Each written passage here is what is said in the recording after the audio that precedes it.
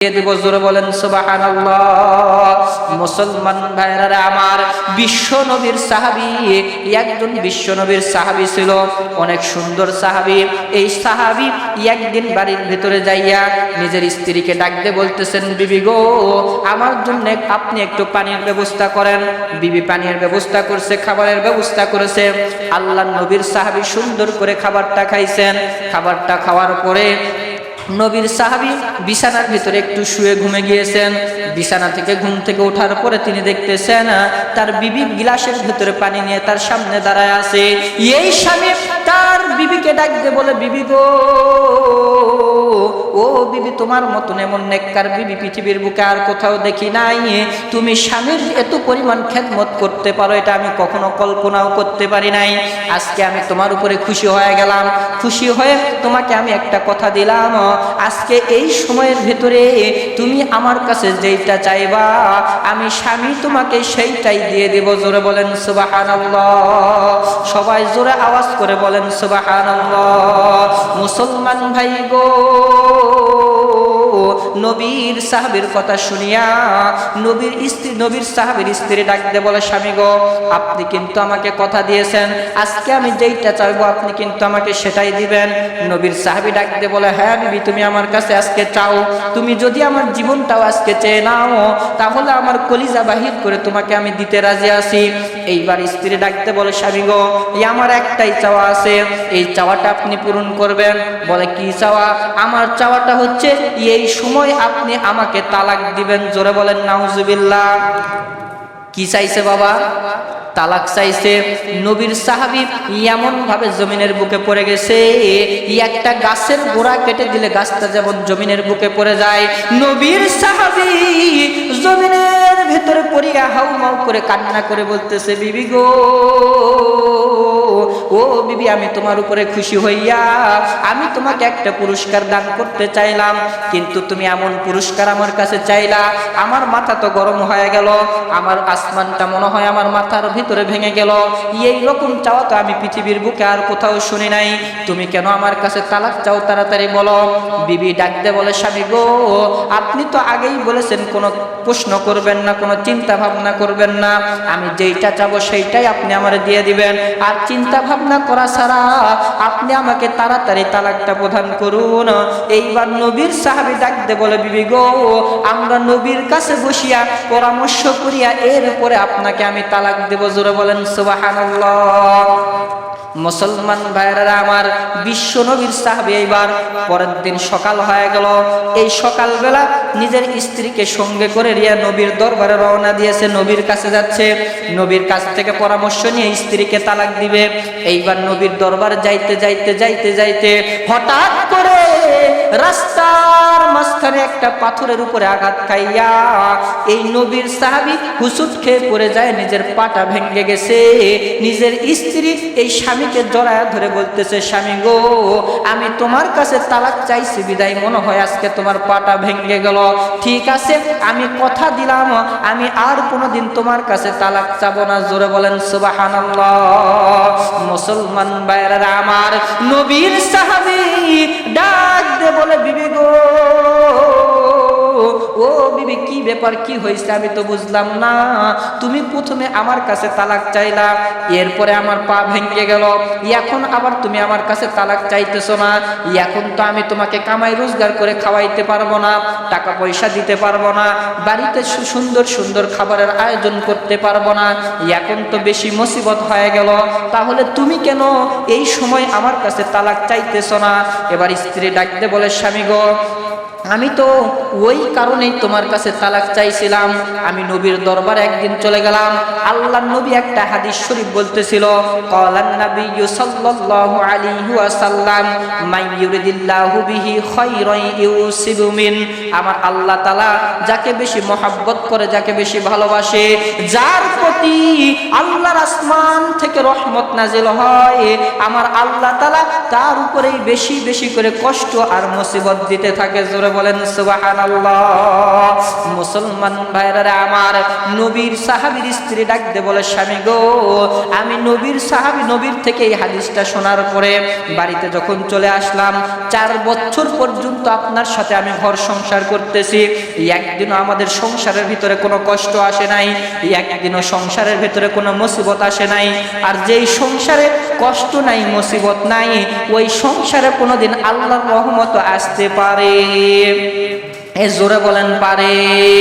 কিন্তু আমাদের বাংলাদেশের যেই বিবিরা বলে যে তোমার সংসারে কষ্ট থাকা যাবে না, তালাক দিয়ে চলে যায়, ওই মহিলা জান্নাতি নাকি জাহান্নামী? এ জোরে বলেন জান্নাতি নাকি জাহান্নামী? মুসলমান ভাই গো, আল্লাহর নবী নবীর সাহাবী কথাটা শুনিয়া নিজের স্ত্রীকে ডাকতে বলে স্ত্রী গো, এই কথার দ্বারা তুমি আমাকে কি বুঝাইতেছ?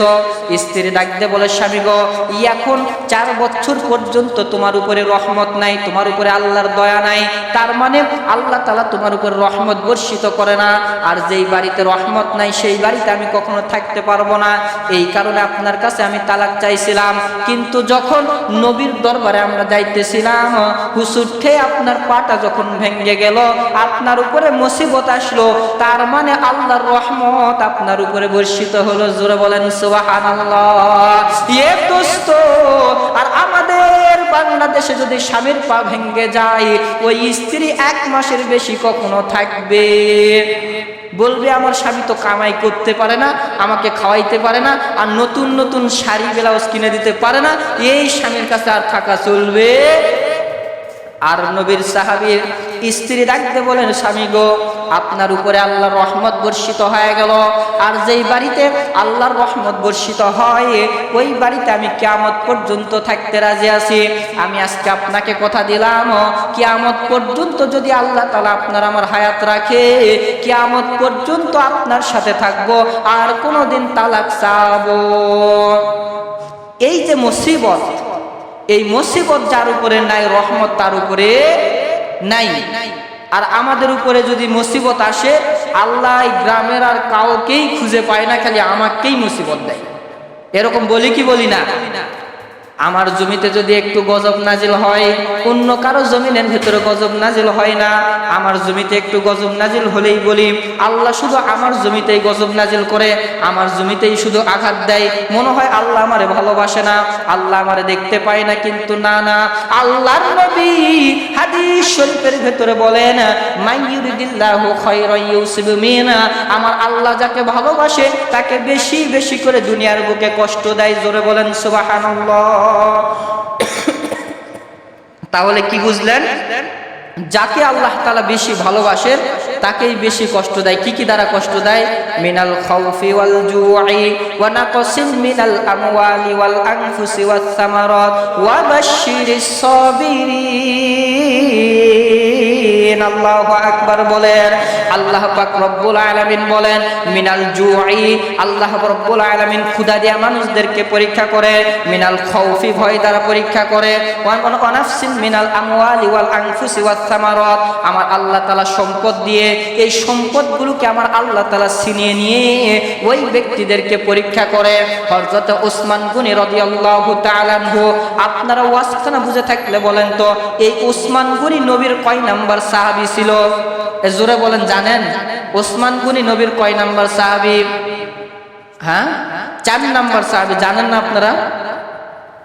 ওসমান গনি নবীর 4 নাম্বার সাহাবী ছিল। সব প্রত্যেকটা সাহাবীর মধ্যে আল্লাহ পাক রব্বুল আলামিন একটা গুণ দান করেছেন। হযরত ওসমান রাদিয়াল্লাহু তাআলা আনহুর ভিতরে আমার আল্লাহ তাআলা একটা গুণ দান করেছেন। এই গুণের নাম হচ্ছে জিন্নুরাইন, অর্থাৎ নবীর 2টা মেয়েকে বিবাহ করেছিলেন হযরত ওসমান গনি রাদিয়াল্লাহু তাআলা আনহু। এবং মক্কার ভিতরে সমস্ত সাহাবায়ে কেরামের মধ্যে হতে হযরত ওসমান গনি রাদিয়াল্লাহু তাআলা আনহু সব চাইতে বেশি বেশি কোটিপতি ছিল। জোরে বলেন সুবহানাল্লাহ। মুসলমান ভাইরা আমার, নবী একদিন মসজিদের ভেতরে বসিয়া সমস্ত সাহাবায়ে কেরামদেরকে হাদিস শুনাইতেছেন। একটা হাদিস শুনাইতে শুনাইতে একটা হাদিস যখন সামনে চলে আসলো, আপনাদের সবাইকে এর আগে হাদিসটা বলা হয়েছে যে আল্লাহর নবী বলতেছে, শোনো, দুনিয়ার বুকে ওই ব্যক্তিরা জান্নাতে যাবে, যারা গরিব ওই ব্যক্তিরা জান্নাতে যাবে। এই গরিবটা জান্নাতে যাওয়ার 500 বছর পরে একজন ধনী ব্যক্তি জান্নাতে যাবে। জোরে বলেন নাউজুবিল্লাহ। ধনী ব্যক্তি কয় শত বছর পরে জান্নাতে যাবে? 500 বছর পরে জান্নাতে যাবে। আচ্ছা, ধনীরা তাহলে গরিবদের কয় শত বছর পরে জাহান্নামে যাবে? 500 বছর পরে জাহান্নামে যাবে। কিন্তু যারা ধনী হয়ে গেছে তাদের কি কপাল খারাপ নাকি? এই তো ধনী হইতে চায় নাই, আল্লাহ এদেরকে আবার ধনী বানায় দিল কেন? কেন বানায় দিল? তিনাকে ওই যে সম্পদ দিয়ে আল্লাহ পরীক্ষা করবে যে এই সম্পদটা তিনি কোন কাজে ব্যয় করতেছে, আল্লাহর কাজে নাকি আল্লাহর কাজে নয়। তো এগুলো পরীক্ষার জন্যই আল্লাহ তাআলা আমাদেরকে দুনিয়াতে পাঠাইছেন। তাহলে মুসিবত কষ্ট আপনার আমার উপরে আসলে আমরা একটাই কথা বলবো, শুকরিয়া আলহামদুলিল্লাহ। আল্লাহ পাক রব্বুল আলামিন আমাদের সবাইকে আমল করার তৌফিক দান করুন। সকলেই বলি আল্লাহুম্মা আমিন। ওয়া আখিরু দাওয়ানা আলহামদুলিল্লাহি রাব্বিল আলামিন। যারা সুন্নত নামাজ পড়েনি সুন্নত নামাজ আদায় করুন।